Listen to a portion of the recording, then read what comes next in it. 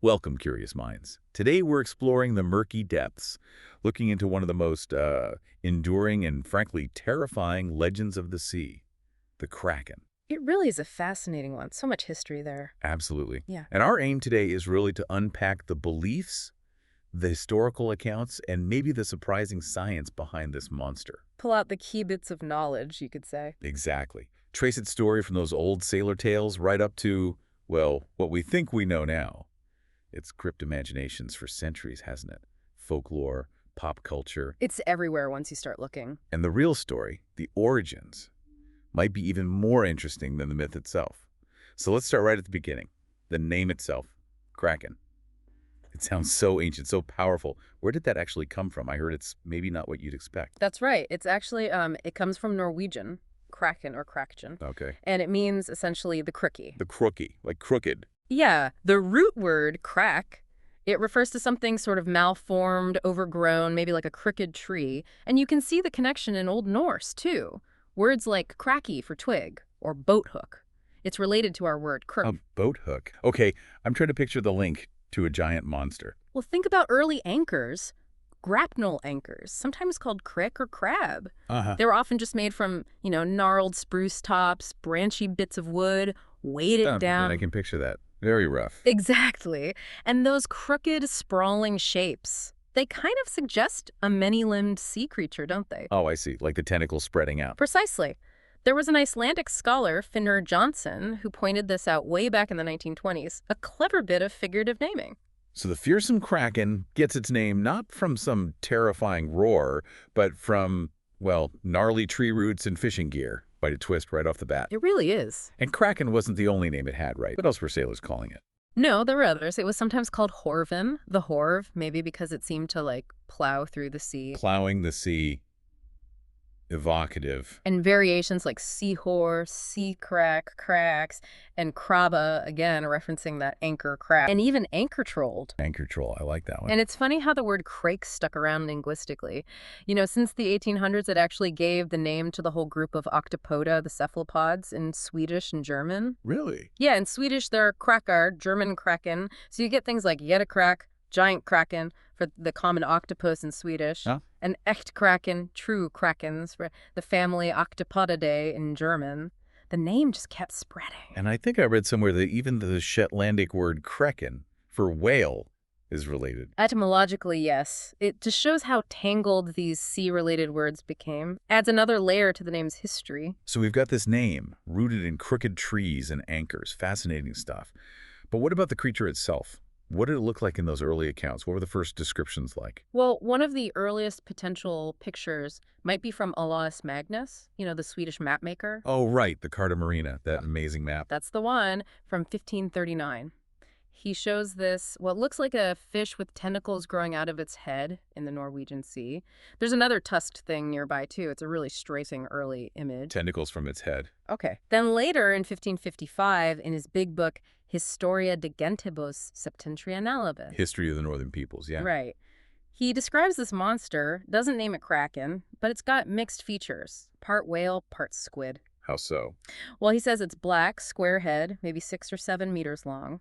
Body another 8 or 9 meters. Total, say, 14 to 16 meters. That's huge, like a bus almost. Right. Consistent with maybe a sperm whale. Could be, size-wise. Okay. But then he adds these spiny bits, long root-like horns around the head. Horns, okay, less whale-like. And massive eyes.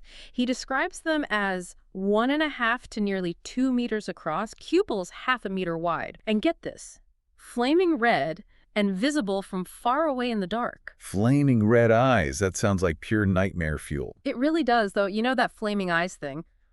Could it possibly be a confused description of bioluminescence? Some deep-sea squids have photophores, light organs. Ah, that's a thought. So maybe a real observation mixed with terrified exaggeration. It highlights how they were trying to make sense of something totally alien, mixing features of known animals into this colossal horror. It's mind-boggling. And those eye dimensions, if you scaled that up based on a modern giant squid. You'd get something truly immense, like 70, 80, maybe over 90 meters long. And the first actual use of the name Kraken we see in print is from Francesco Negri, around 1700. He talks about say crack, calls it a massive fish, but with many horns or arms. Importantly, he says it's not a sea serpent, a distinct kind of monster. Got it. And then there was Hans Egge, the missionary in Greenland. His account sounds even more terrifying. Yes, Egede, writing in 1729, drew heavily on Norwegian folklore. He described the Kraken as having many heads and a number of claws. Many heads. And its body, many miles in length, claimed it covered the whole sea when it surfaced. And yeah, it could grab ships with its claws. Just immense. Miles long, covering the sea. That's just an unimaginable scale. And the folklore around it was really specific, too. Fishermen, apparently, would risk fishing right over it. Why on earth would they do that? Because the fishing was supposed to be incredibly good there. Maybe because of stuff the Kraken released. Okay. But the risk. Huge risk. The lore said if your lines got tangled on it, you had to quickly say its name out loud. Say Kraken? Apparently, yeah. Like some kind of magic word, a taboo name. Shows how deeply ingrained the belief was. Definitely felt like dealing with some ancient power. But the figure who really cemented the Kraken in the popular imagination gave it the image we sort of recognize now. That was Erik Pontoppidan, right? The Danish bishop. Exactly. Pontoppidan in 1753, he really popularized it, described it basically as a colossal octopus capable of pulling down ships. That's the image that stuck. And he added even more layers to the legend. Oh, yeah. He claimed sailors often mistook its surfacing body for, like, small islands, complete with fish swimming around it. Mistaking it for an island? Yeah. That gives a sense of its size. He also passed on the idea that it attracted fish with its excrement. Charming. Though later suggestions were maybe that was actually ink discharge, like a real cephalopod. Ah, ink makes more sense for attracting fish, maybe. Or confusing them. Possibly. But the most famous Pontoppidan detail is probably the whirlpool danger. He claimed when the Kraken submerged, it created this massive vortex that could suck ships down. He even compared it to the famous Maelstrom whirlpool off Norway. Wow. So not only could it grab you, it could drown you just by diving. Its destructive potential was enormous then, pulling down the biggest warships. That was the claim. Total annihilation. Okay, so we have this monstrous image, part whale, part octopus, miles long, pulling down ships, creating whirlpools. It's no wonder a terrified sailor. Let's shift a bit. How did this legend connect with other myths? And how did early scientists even begin to try and figure out what it might be? Well, one interesting connection is with Hafgufa from Icelandic lore. Hafgufa. I've heard that name. It appears in old texts like the Speculum Regale, the King's Mirror from around 1250, describes Hafgufa as the biggest monster in the Greenland Sea. And that's sometimes translated as Kraken. Sometimes, yes, linking the two legends. But is that connection solid? Well, that's the thing. There's another view. Some scholars think Hafgufa was probably meant to be a mythical whale. The name means something like sea reeker, maybe from it blowing water. Ah, so maybe not an octopus or squid at all. Possibly not. That scholar we mentioned, Finner Johnson, he was skeptical about the Hafgufa Kraken link, too. It shows how these sea monster stories could get tangled up. It really does. So amidst all this myth and confusion, who were the first people trying to apply some, early science to it? How do they try to classify the Kraken? Pontoppidan himself wrestled with it. His ideas kind of shifted. How so? At first, he thought maybe it was a giant crab, probably because of that other name, Kraken. Right, the crab connection again. Then he started looking at classical writers like Pliny the Elder. Pliny mentioned creatures like the multi-armed arbor and the eight-armed rhoda. Pontoppidan sort of mushed them together. Trying to find parallels in ancient texts? Makes sense. But ultimately, he leaned more towards it being a polypus. That's an old term for octopus, or maybe even a type of starfish. A starfish? Like the ones on the beach, that seems small. Not quite like those. He was thinking specifically of something called a Medusa's head. These are actually basket stars, gorgonocephalids. Basket stars. Yeah, they have these incredibly intricate branching arms. Looks like a tangled mess, hence the Medusa name. Okay, I can see how that branching structure might vaguely resemble tentacles. And apparently, some fishermen back then actually believed these basket stars were the young of the giant Kraken. Wow. So seeing those fueled the belief in the adult monster. Shows how observation and folklore fed each other. Absolutely. Then, fast forward to about 1802, you get Pierre Denis de Montfort. He was a French malacologist, a mollusk expert. Right, someone actually studying squids and octopus professionally. And Montfort really ran with the giant octopus idea. He proposed two kinds. Two? Yeah, one he called the colossal octopus, famous for attacking ships. There's a very famous engraving he commissioned of that. Oh, I think I know the one. An octopus wrapped around a sailing ship. That's almost certainly it. Hugely influential image. And his second type was the Kraken octopus, which he believed was literally the largest animal on the entire planet. Bigger than whales. That was his claim. And he wasn't shy about making broad statements. Like what? Well, his most famous or infamous idea was that these colossal octopuses were responsible for sinking 10 British warships in 1782, including the flagship, Ville de Paris. Seriously. An octopus fleet? That was his hypothesis. History tells us it was actually a massive hurricane that sank them. Okay, so he was embellishing slightly. You could say that. Apparently, he even joked to a friend that if people bought his 10-ship story, his next trick would be to have his colossal pulp to take down an entire fleet. He sounds like quite a character. Bit of showman, maybe? Seems that way. But his ideas, especially that image, were influential. Even later, in 1813, there was a report of a sighting off the ship Niagara. What did he see? Something described as 60 meters long, covered in shells, and Samuel Latham Mitchell, who wrote about it, drew it as an octopus, specifically citing Montfort. So Montfort's vision, even if partly fantasy, really shaped how people picture the Kraken. Definitely steered the image towards the giant octopus or squid. Okay, we followed the Kraken from its name's roots in crooked trees through these terrifying sailor accounts, the mystical mix-ups, and these early, sometimes wild scientific guesses. Now, let's get to the payoff. The moment myth started to meet reality. How did we finally confirm that giant cephalopods, the creatures likely behind the legend, actually exist? Right. This is where the story takes a scientific turn. The modern idea of the Kraken really comes from confirmed encounters with actual giant squid, Architeuthis. Architeuthis, the giant squid. Exactly. And a key moment was in 1861. A French naval ship, the Alaton, encountered a large squid and managed to recover a piece of it. Just a piece. Yeah, they tried to haul the whole thing aboard, but it was too heavy and broke apart. But that piece was enough. It was sent to scientists, and eventually the zoologist A.E. Verrill identified it as belonging to Architeuthis. Tangible proof. So physical evidence finally landed. But the real clincher, the story everyone remembers, came from Newfoundland in 1873.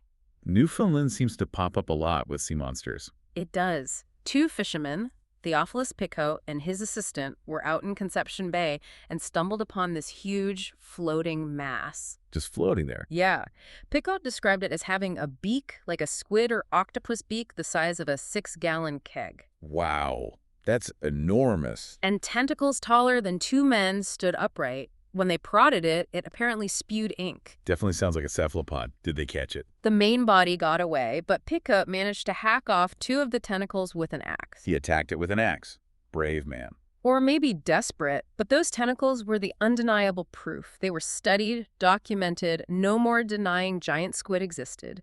And the description suggested these things were even larger than many whales and could prey on them. Prey on whales. That flips the script a bit. The monster becoming the predator of the giants we knew existed.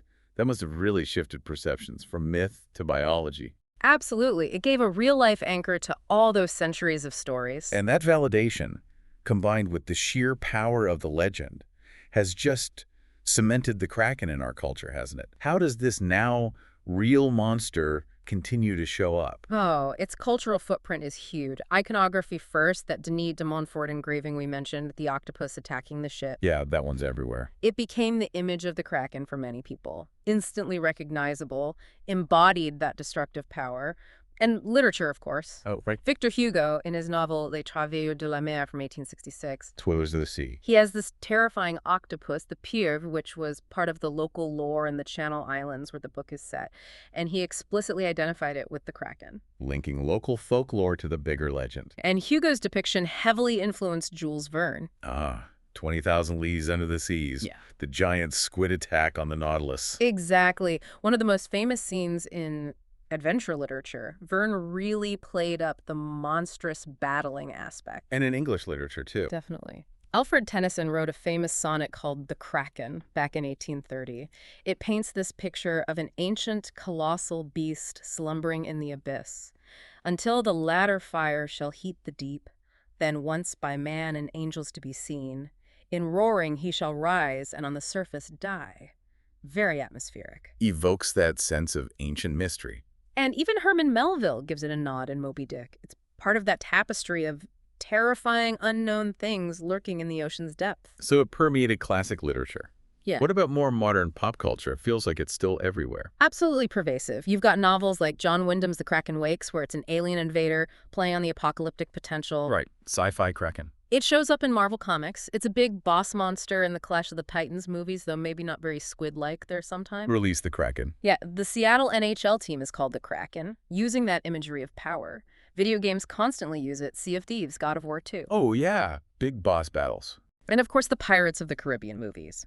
Davy Jones's pet Kraken is a major threat, this unstoppable force of the sea's vengeance. That one was pretty memorable. George R.R. Martin uses it in A Song of Ice and Fire. It's the sigil of House Greyjoy, the Ironborn, tying them to the sea's harsh power. The Greyjoy's right. We do not so. Fits their whole vibe. And you can even see its influence, arguably, on creatures like H.P. Lovecraft's Cthulhu.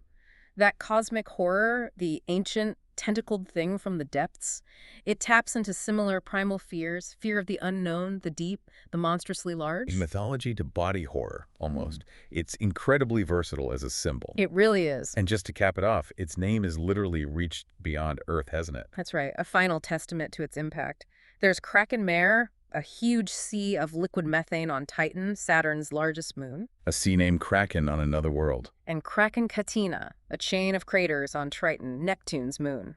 The legend has gone interplanetary. That's amazing. A true sign of how deeply it's embedded in our imagination. What an exploration. From those old Norse words for crooked trees and anchors, through centuries of terrifying sea stories, scientific guesswork, and finally, confirmation of real giant squid, leading all the way to pop culture icons and even features on other worlds. It really shows how myth and reality can intertwine over centuries. You have these fragmented sightings, these fearful sailors' tales, and eventually science catches up and finds something real, something colossal that fits the bill. It bridges that gap between folklore and zoology. It really does. The journey from pure terror of the unknown to, well, slightly less terrifying known biology, though a giant squid is still pretty scary. Definitely still something you wouldn't want to meet unprepared. And it does make you wonder, doesn't it? What other legends might be out there, lurking in the planet's unexplored corners or even out in space? What other monsters are just waiting for their scientific validation, ready to reshape what we think is real versus what's just a story? It's a vast universe and vast oceans. There's surely more to discover that will surprise us. A truly provocative thought to end on. Thank you for joining us on this fascinating look into the legend of the Kraken.